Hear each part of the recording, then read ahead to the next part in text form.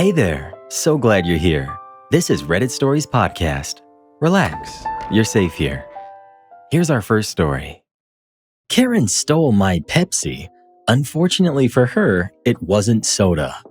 So this happened a few days ago at a house party. I wasn't super close with most of the people there, but a friend of mine invited me and I figured, why not go? It was one of those casual setups where everyone brings a little something to drink, music's playing, and there are little groups chatting in different corners of the living room and kitchen. Now, I'll admit something up front. I chew tobacco sometimes, and when I do, I always keep a spit bottle nearby. That night, my bottle happened to be an empty Pepsi bottle. You already know where this is going. To anyone not paying attention, it looked exactly like a Pepsi, but obviously I knew better. I kept it close to me on a side table, not hidden, but not out in the open either. I even set my actual drink next to it so I wouldn't mix them up. Enter our Karen. I didn't know her well, just that she was someone's friend's cousin or something like that. But I had already heard whispers before the party that she could be a handful. She'd been drinking and she was getting progressively louder as the night went on, constantly cutting people off in conversation and complaining about how there weren't enough drinks. I noticed more than once that her eyes kept flicking over to my Pepsi bottle. She made a few comments like, I'm so thirsty. Nobody brought anything good. All I see is watered down soda and beer. At first, I thought she was joking, but nope.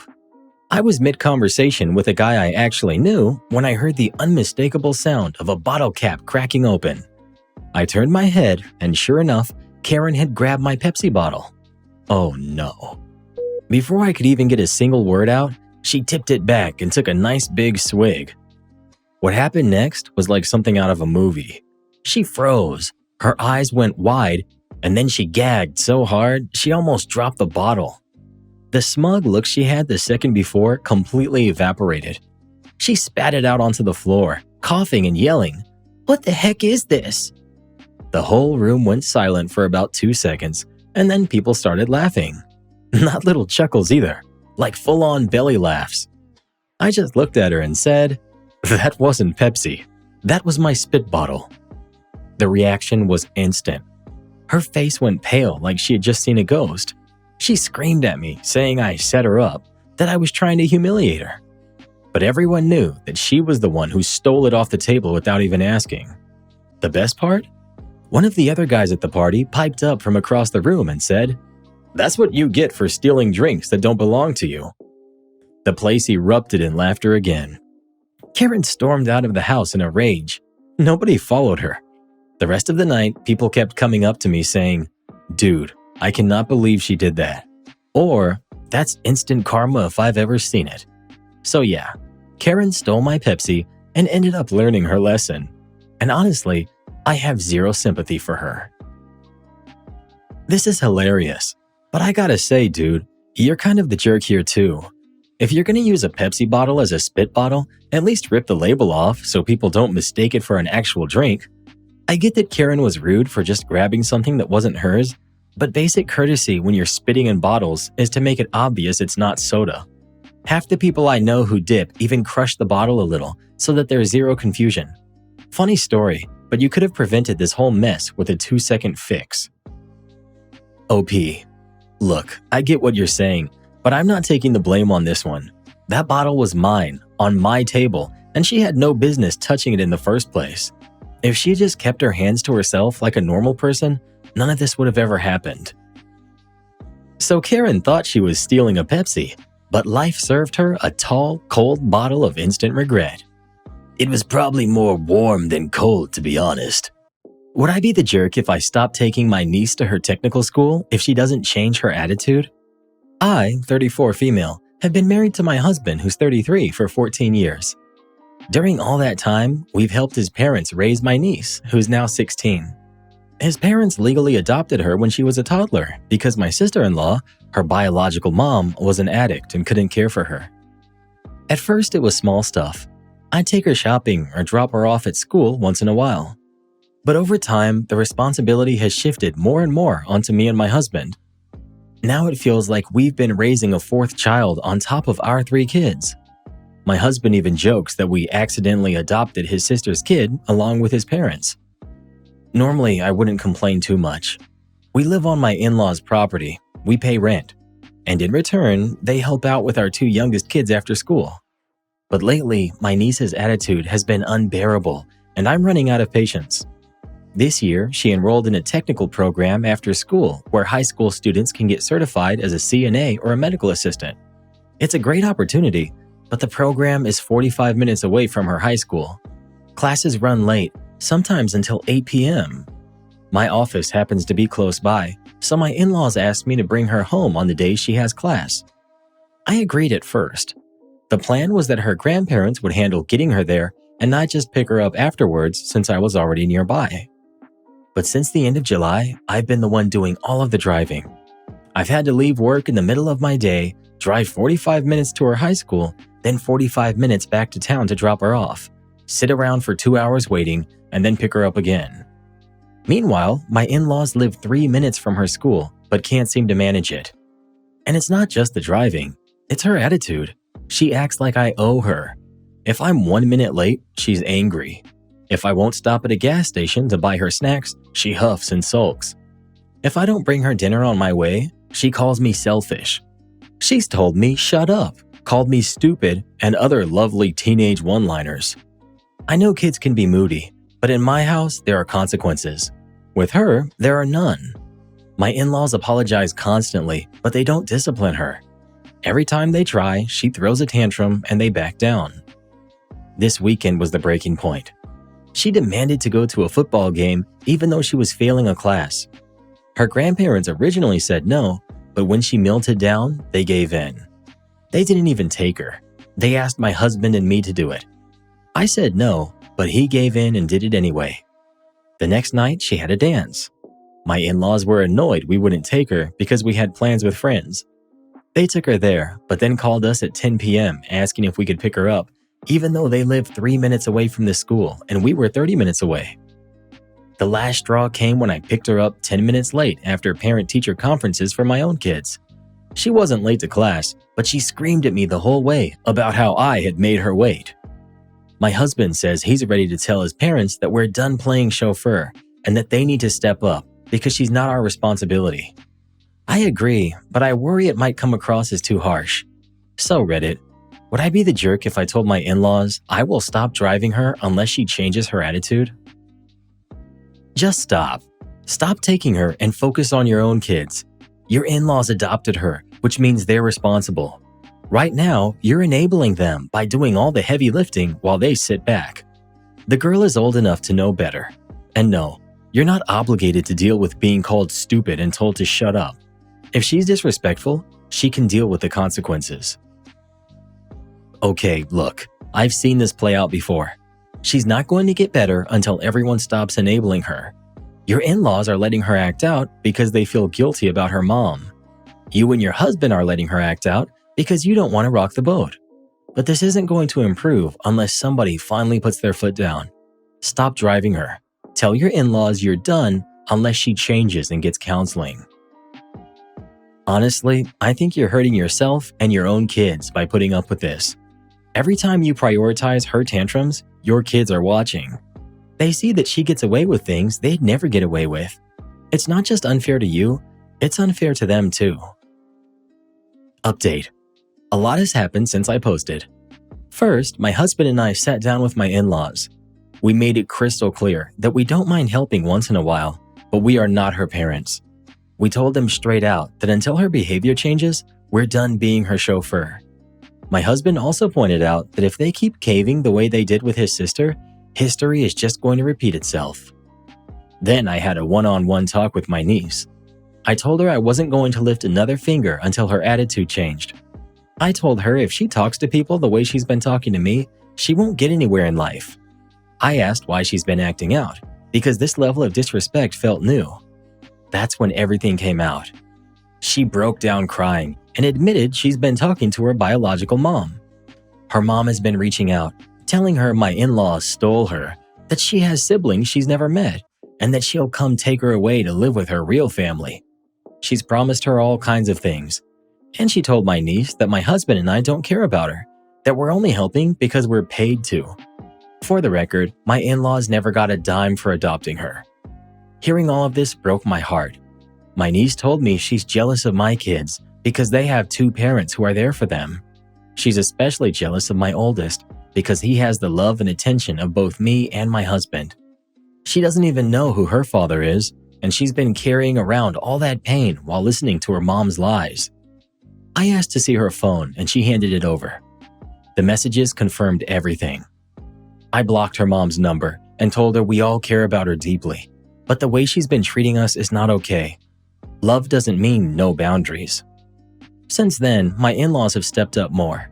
They told us we have permission to discipline if we need to, and they've promised to start following through themselves instead of giving in every time she throws a tantrum.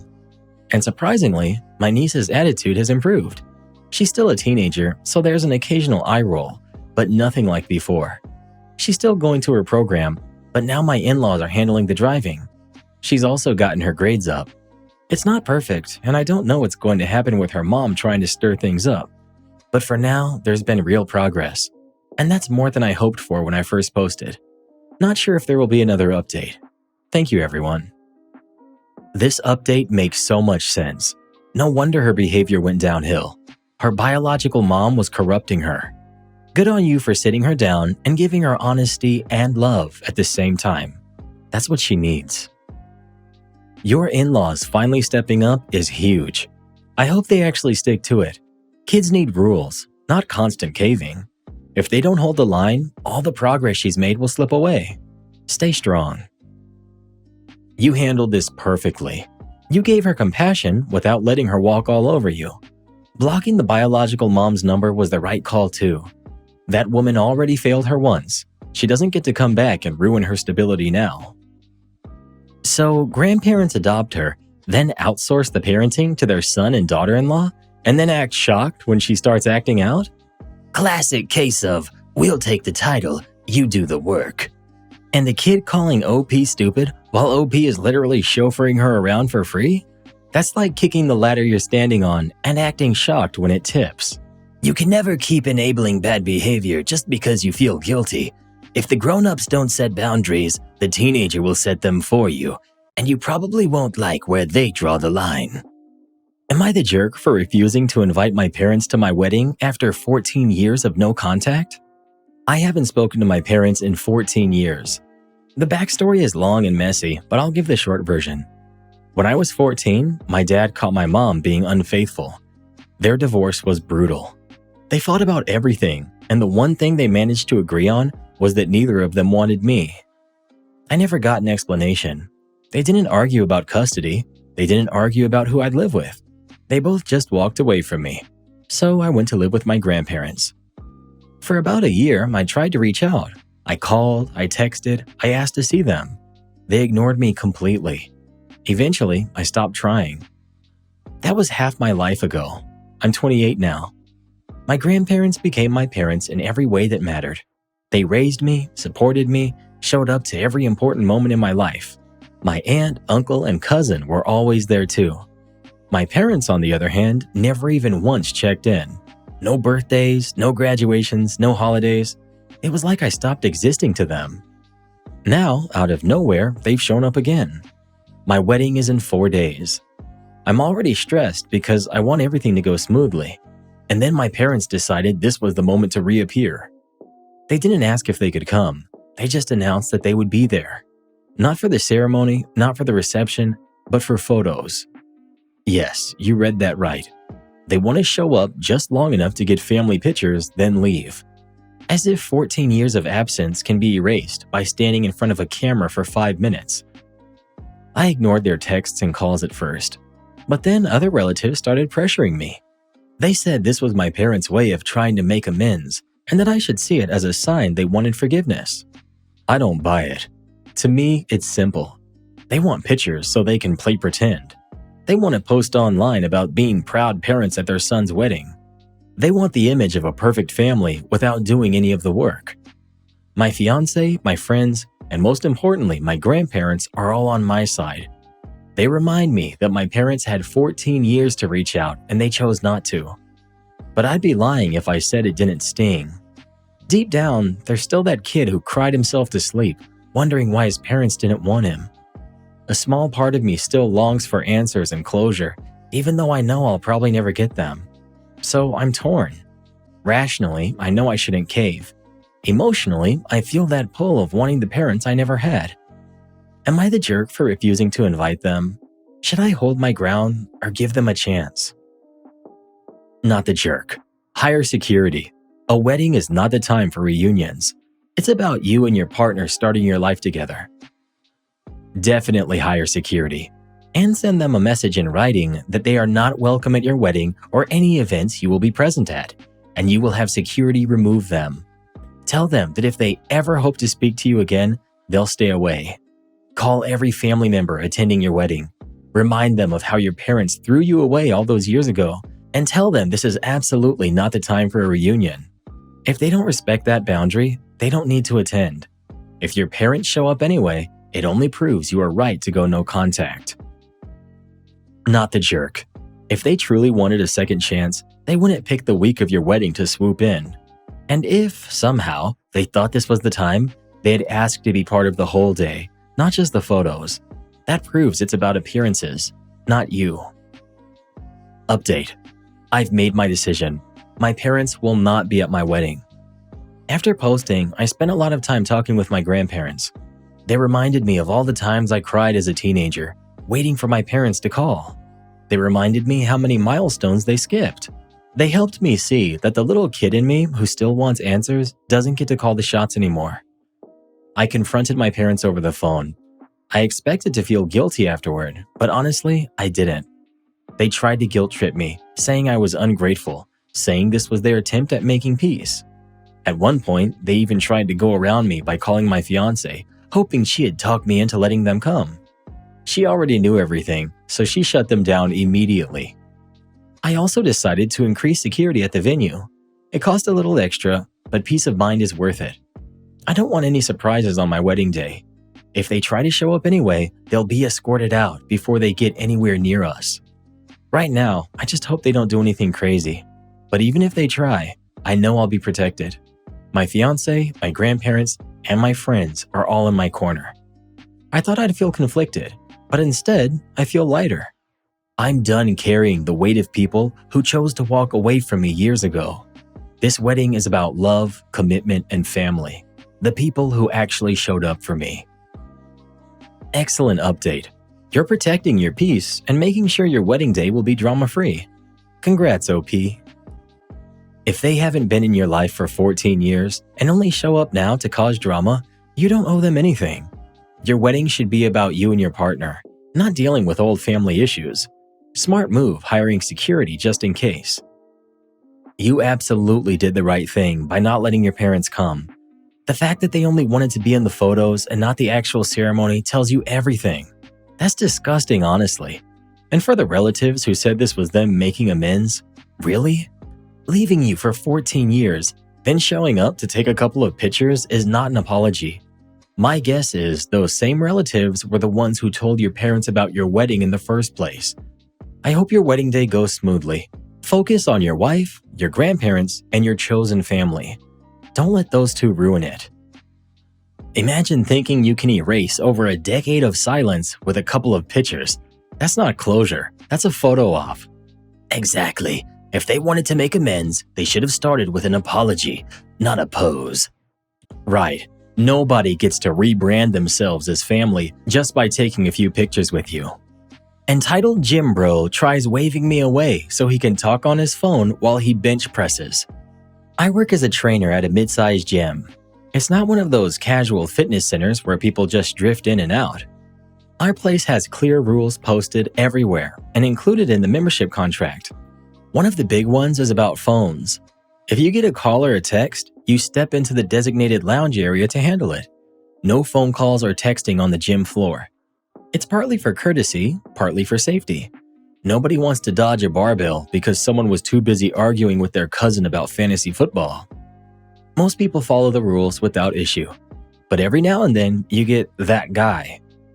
Yesterday, a member came up to me and said there was someone bench pressing while carrying on a full-blown phone conversation. Not earbuds, not quick, but talking loud enough to echo through the place.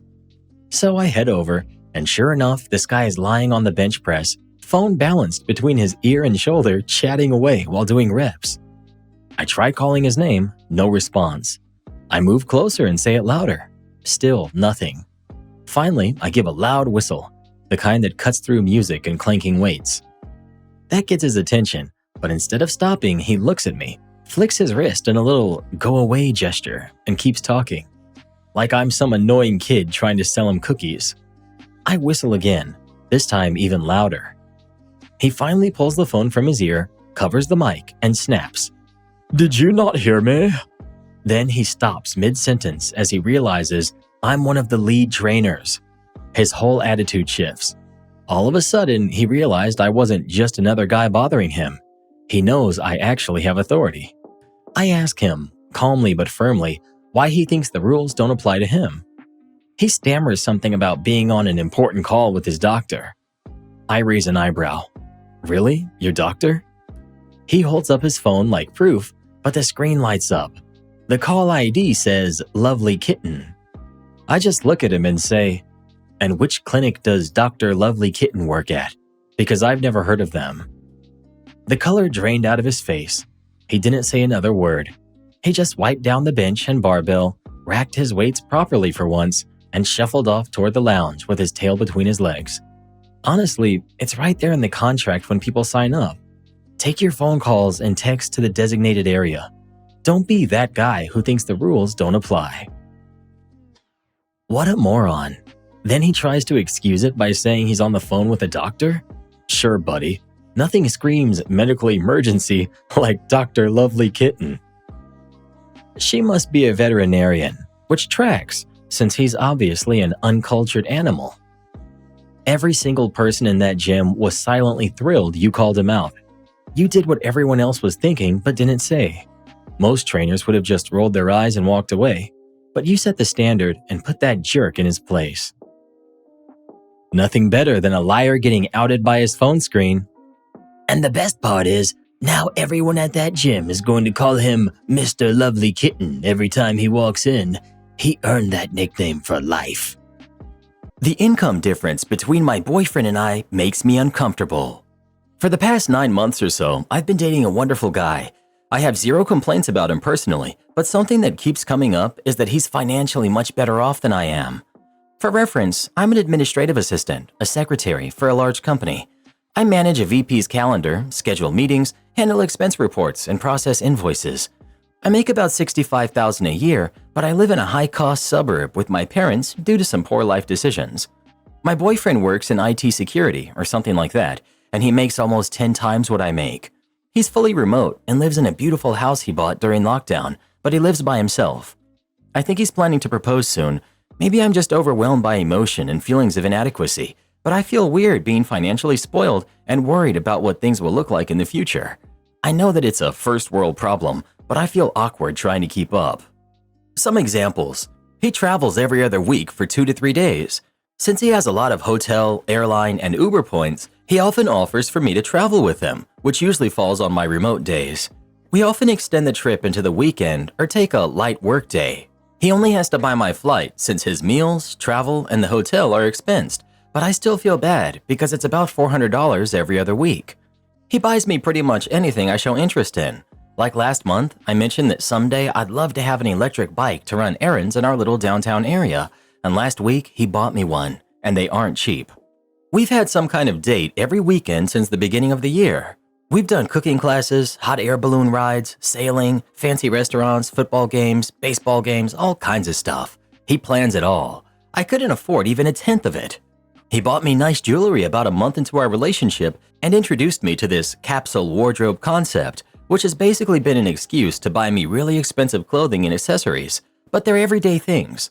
I absolutely love it, but I also feel guilty. An admin like me shouldn't have the wardrobe I do. I want to tell him to not offer me these things anymore, or maybe plan more affordable adventures so I can contribute financially, but I don't want him to lower his standards for vacations or fun just for me.